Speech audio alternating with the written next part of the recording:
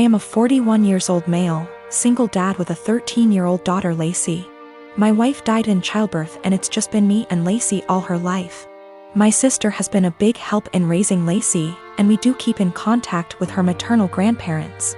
The issue started a couple of months ago when Lacey started her period. I knew this day would come, so I spoke to my sister, my female best friend and my mother-in-law to be well prepared. I gave her the talk with her grandmother and aunt there. I buy her pads and tampons. I even have Midol and heating pads ready for Lacey when she needs them. The problem began when I began to notice a smell coming from Lacey's room.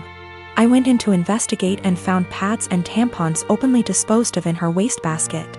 I checked her bathroom and it was worse.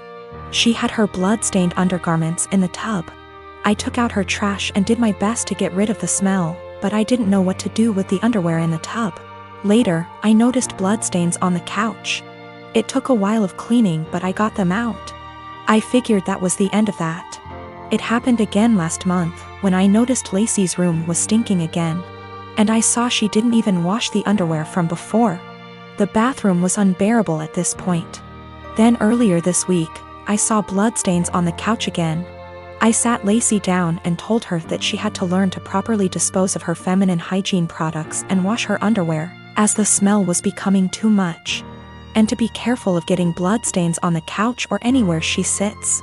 I also noticed her sheets had a lot of bloodstains and brought this up too. I also let her know that it was okay to get blood on things as long as she washed them. And I wouldn't be upset if I saw her bloodstained items being washed. Lacey immediately blew up at me saying that periods aren't gross and that I was period shaming, and that I needed to educate myself on menstruation. I then got texts from my sister and mother-in-law scolding me for making Lacey feel ashamed of her bodily functions. But I honestly wasn't trying to convey that periods are gross. I was trying to convey that her hygiene needed to be addressed and that the smell was becoming unbearable. I just wanted to make sure that Lacey knew how to properly dispose of pads and tampons without it smelling, and that I wouldn't be annoyed if she washed her blood-stained items. We have washed the sheets with hydrogen peroxide and purchased some OxyClean for future instances should we need it. I have asked her aunt and grandmother about, and they'll be able to give her more info as different hygiene products she can use. My girlfriend and I have been together for about a year. Most everything is great except one thing. If I tell her I'm sick / not feeling well / hurt, she refuses to believe me. If I have a cold, she tells me I'm faking it until it goes away and then says, "See, you are fine." I'm rarely sick, so it's never been a major issue. But she has zero sympathy when I'm sick. She grew up with hypochondriac parents who were always sick with something, often self-diagnosing themselves with fatal maladies. She has limited contact with them, and the time I met them, I was told by them that they didn't have long left to live. I get it, growing up in that household must have been awful. But what happened on Sunday just sent me over the edge. Girlfriend and my sister wanted to check out this event and we were all supposed to go. I woke up with excruciating back pain and could barely breathe. Girlfriend got so mad at me for ruining this that she wouldn't speak to me. As she was about to leave, I asked her not to leave because I thought something was wrong. She said no and left. I threw up in my bed and eventually called my parents. I was too embarrassed to call 911. And my mother and brother hauled me to the hospital. I was whisked back, and after 20 minutes I was diagnosed with kidney stones, fentanyl and gravel, and I had a CT scan and then went for a procedure to bust the kidney stones. 5 hours later and I was laying on my parents' sofa in a haze. I have never, and hope to never, feel pain like that again in my life. I was sure I was going to die. The attending in the told me it's worse than childbirth and that they've had it before, too. I didn't text my girlfriend throughout because I really didn't have the strength or foresight. I was drugged up and uncomfortable. My sister found out that I had been in the emergency room, and soon after my girlfriend called me. She was pissed off I didn't call her. Then I reminded her that I begged her not to leave as I thought something was wrong. She got quiet and eked out an apology. I got furious and said something rather nasty things, unsavory things. In fairness, I was on dope, still sore, peeing blood, and felt like someone had punched me in the gut. Standing was incredibly painful. I needed to take 2 days off of work and school. I rested in bed and the only thing you can think is the person who should have been there didn't even believe me. She's texted me this week a formal apology and wants one in return for saying nasty things to her. I've been avoiding her texts / calls. I've felt like shit this week and picked something up in the So I laid low, took a few days off work and relaxed. She wants to meet tonight and talk about everything, but I'm still so mad I don't know if I should hold off seeing her. Is this as big a transgression as I feel like it is? Am I blowing this out of proportion because I felt so shitty? I just am so annoyed and angry. Girlfriend didn't believe me something was wrong and I wound up in the with kidney stones and needed a procedure. She was mad that I didn't call her, I was too doped up, and then when I blew up at her she felt bad. I'm still mad at her.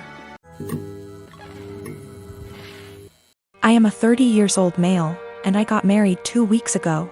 I was married before but it ended after I found out that my older brother Thomas, 34 years old, got involved with my first wife. It was devastating because we were close and had a great relationship.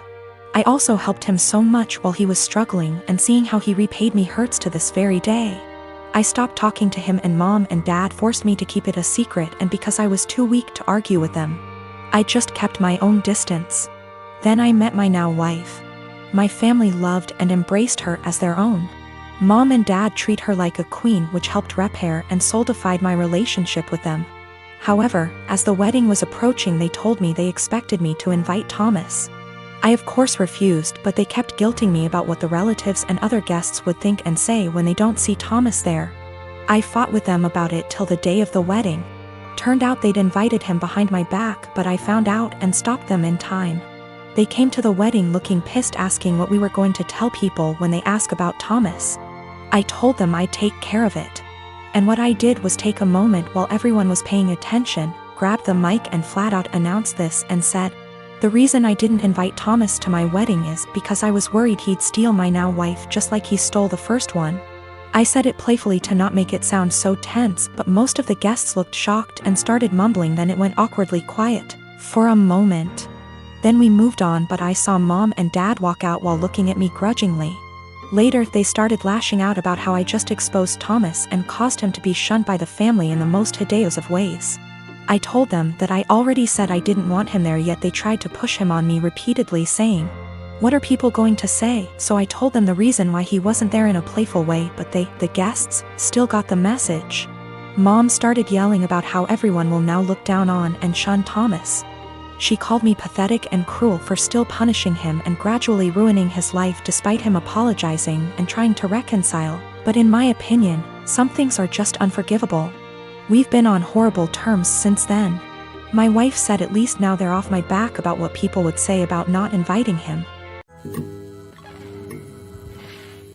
I have been with my fiancé for 2 years. We are both 37 years old, we're getting married soon. I've only met her family a couple of times. My daughter, Judy, 16 years old, has never met them till very recently, where they hosted dinner to celebrate 4th of July, and that's when they met her for the first time. Judy has a visible burn scar on her forehead. It was due to an accident she was in when she was 9. She used to be incredibly insecure about it, to the point where I was forced to homeschool her, and it was hard trying to deal with and navigate through this rough time. Now she's doing a lot better, though some comments can really cause her to become stressed out and anxious. My fiancé knows all that and respects it. Before we went to her parents' house I asked her to tell them about Judy and her struggle, and get to try and not say anything negative about it or possibly mention it. She said she would guarantee no one will say anything. We got to the event and they talked to Judy and she slowly warmed up to them. Everything was going well till I was dinner time. My FMIL looked at Judy while she was eating and pointed at her scar, basically asking questions about it, which made Judy lose her appetite and start to get uncomfortable. I kept sending my fiancé and her mom signs to knock it off, but to no avail. Finally, FMIL then brought up the wedding and asked my fiancé if it'd be possible to Photoshop the scar out of any wedding photos that will have Judy in them, just in case they distract viewers. I was dumbfounded. Fiancé said nothing, just stared casually while nodding. I looked at Judy and it was clear this got to her. I leaned closer and asked if she was feeling uncomfortable and that we could leave if the answer was yes. She took her time, then nodded and said, "Yes, I'm feeling uncomfortable right now." I got up and told her to get ready cause we were leaving.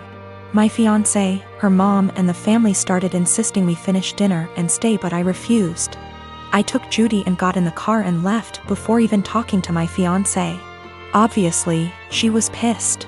She called and was angry, talking about how I disrespected her parents by taking Judy and leaving in the middle of dinner and not even saying goodbye. I told her that Judy was feeling uncomfortable with Mill's comments and questions. She said Judy overreacted and is in need to go back to therapy if a simple mention of her scar caused her to react that way.